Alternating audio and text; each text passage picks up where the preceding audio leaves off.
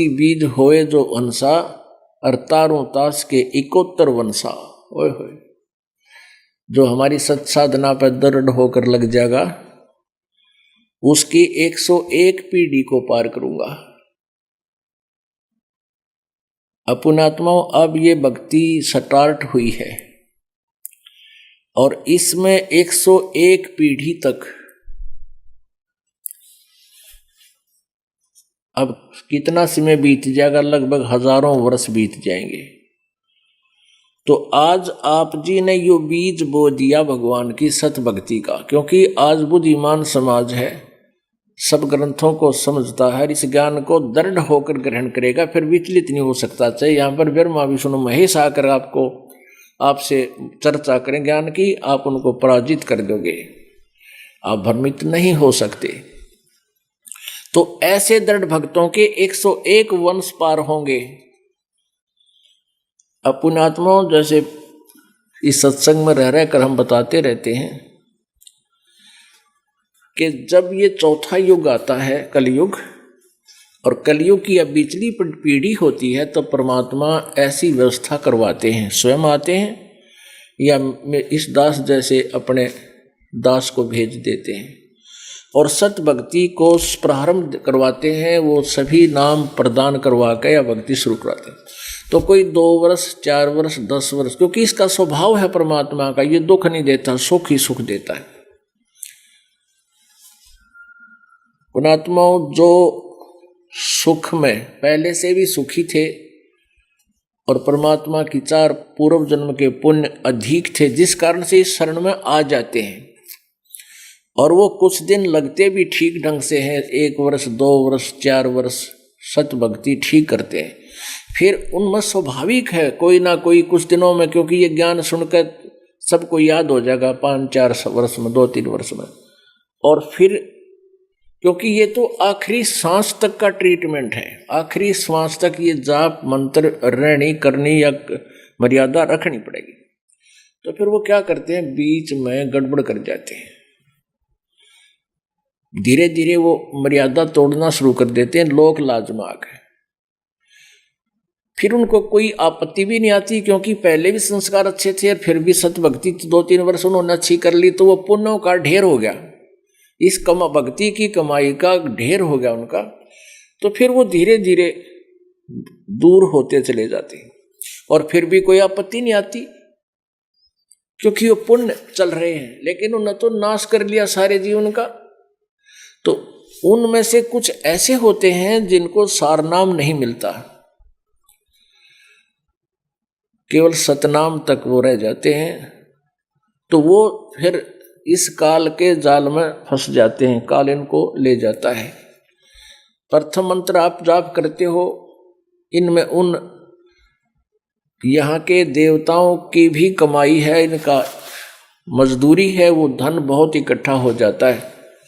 जैसे ब्रह्मा विष्णु महेश गणेश और दुर्गा का जाप आपको दिया जाता है या मजदूरी दी जाती है, तो इस कमाई के आधार से आप कोई जाएगा विष्णु के लोक में, पहले ब्रह्मा के लोक में गए उस प्रथम मंत्र के जाप की कमाई से,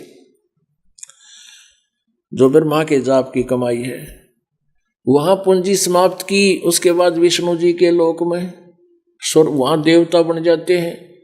फिर उस मंत्र की कमाई जो आपको दी जाती है, प्रथम मंत्र में 7 मंत्र हैं, प्रथम और लास्ट वाला मंत्र आपका ये कबीर पर उस सतपुरुष की भक्ति की कमाई है।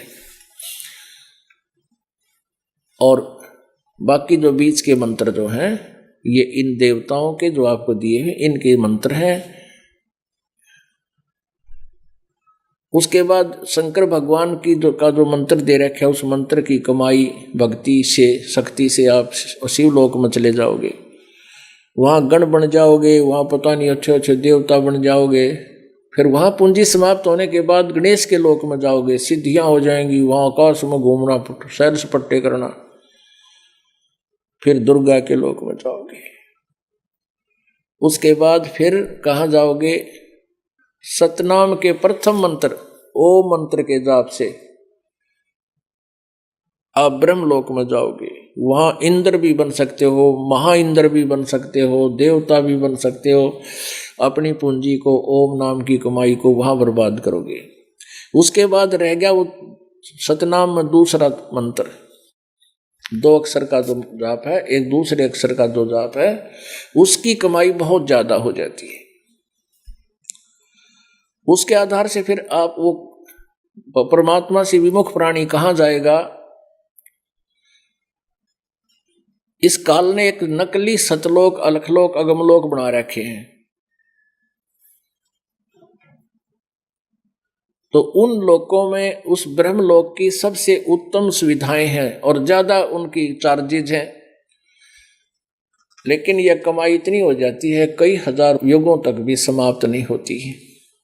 तो उन ही जो अब वर्तमान में साधना करके भगवान इस मार्ग से विचलित हो जाएंगे, पथ भ्रष्ट हो जाएंगे, उन्हीं में से ब्रह्मा विष्णु महेश की पदवी ये बना को देता है। कमाई उनकी होती है और पाप ये कमाते हैं। शंकर संहार करे, बता के ठेका ले रखा है शंकर जी मानस मारण का, और विष्णु जी यहाँ रोके रखा है। तो ये सारे पाप इनके बैंक अकाउंट में लिखे जाएंगे। जैसे श्री रामचंद्र जी भेज दिया पृथ्वी पर काल में, क्योंकि इनके पाप भी तो इतने बनवाने हैं। रावण के लड़ाई हुई, सीता ठुआ दी, रावण के लिए युद्ध, करोड़ों आदमी मर गए। तो रामचंद्र के बैंक अकाउंट में लिखे जाएंगे वह, क्योंकि उसकी पत्नी को छुड़वाने के लिए नाश हुआ था। ऐसे श्री कृष्ण जी को यहाँ भेज दिया, जरा सिंह मारा, फलाना मारा, है? और फिर पता नहीं कितनी गलतियां करवा देता है। 16,008 पत्नियां श्री कृष्ण ने ग्रहण करी। तो इनके कति कर्म फड़वा के, और जब इनकी वह दूसरे मंत्र की कमाई भी नाश हो लेगी, फिर इन्हें ठाकर पृथ्वी पर पटक देता है। पुणात्मा इतना भयंकर जाल है, ये जीव के समझ की बात नहीं, परमेश्वर ही समझा सकते हैं। कबीर परमेश्वर की ही रजा से ये अपनी बुद्धि में अब आने लगी है। हमारी बुद्धि बहुत संकीर्ण थी। तो कहने का भाव ये है, जो दास आपको निष्कर्ष बताना चाहता है कि ये जो समय है भक्ति का, इसमें ही हम मोक्ष प्राप्त कर सकते हैं। और अब ये बिचली पीढ़ी 1000 वर्ष तक रहेगी, हजारों वर्षों तक चलेगा ये तत्व ज्ञान। और इस दौरान जो पार हो गया तो हो गया, ना रहे फिर बात नहीं बिगड़ेगी, फिर बात नहीं बन पाओगी कई युगों तक।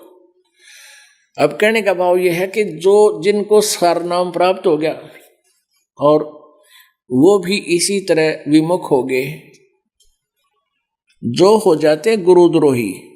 एक तो गुरुद्रोही होकर जाता है नखरे करके, तो वो यहाँ से गुरुद्रोही हो गया, जो बिल्कुल किसी कारण से गुरु जी में दोष निकाल कर चला जाता है, फिर 100 जगह बकवाद करता है, वो तो गुरुद्रोही। उसको तो असंग जन्म मनुष्य जीवन नहीं मिल सकता, उसकी सारी कैंसिल कर दी जाएगी यहाँ की कमाई। और ऐसे जो से पहले प्रोसीजर से वैसे ही वो हट गया, चला गया, फिर नहीं आया, मतलब गुरु जी में दोष मन में स्वाभाविक नहीं आया, ऊपरले मनता नहीं, अपने आप ही नहीं आता उनके, और वो वैसे संसार समाज में फिर विचलित हो जाते हैं। तो उन भोली आत्माओं को परमात्मा, यहाँ एक मिनी सतलोक है। जैसे राजदूत भवन होता है प्रत्येक देश का, प्रत्येक देश में, तो प्रत्येक ब्रह्मांड में परमात्मा का एक गुप्त स्थान है, वहां पर रखता है इन सब जीवों को बीज रूप में। और वहां उसमें परमात्मा के उस लोक में जीव की अपनी कोई कमाई भक्ति की नष्ट नहीं होती है। तो वो कई युगों से वो वहां स्टॉक है।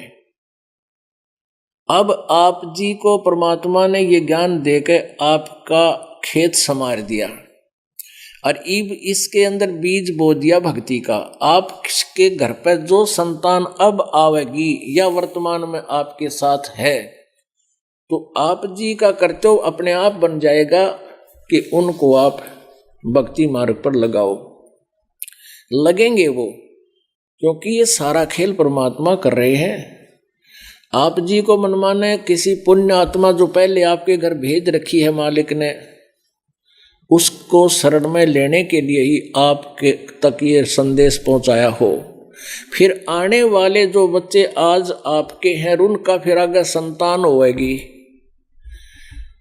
तो वो सटोक मत आया करें, आवेंगे सारे के सारे। उनके पहले के पुण्य इतने होंगे या किसी चीज का अभाव उनको नहीं होगा।